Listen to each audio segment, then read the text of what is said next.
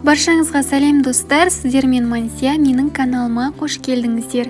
Бүгін мен сіздермен өте дәмді екі смузидің рецептімен бөлісемін.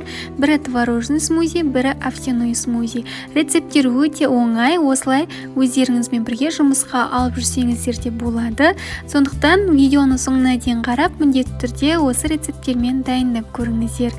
Достар, каналыма тіркелмегендеріңіз болса, міндетті түрде тіркеліп қойыңыздар. Менің каналымнан көптеген пайдалы рецепттер таба аласыздар.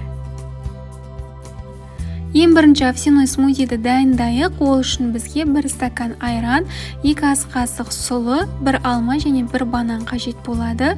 2 ас қасық сұлы, яғни овсянканы осылай айранға салып, кішкене 5-10 минутқа қоя тұрамыз. Оған дейін алма және бананды тазартып, турап аламыз.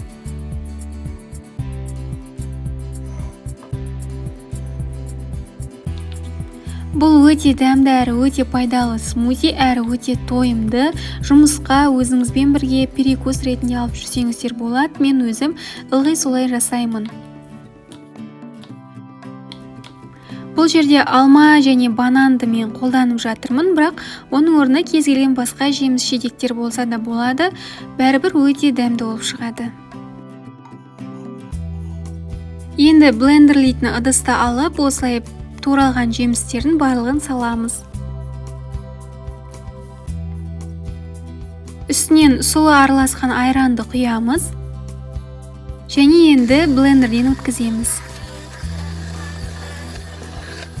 Достар, шынымен жұмысқа осылай перекус ретінде алып жүріңіздер. Смузи әрі дәмді, әрі тойымды, және де өте пайдалы. Сондықтан міндетті түрде солай жасаңыздар. Міне бірінші смузиіміз дайын, овсяной смузи. 5 минутта дайын болды, өте дәмді болып шықты.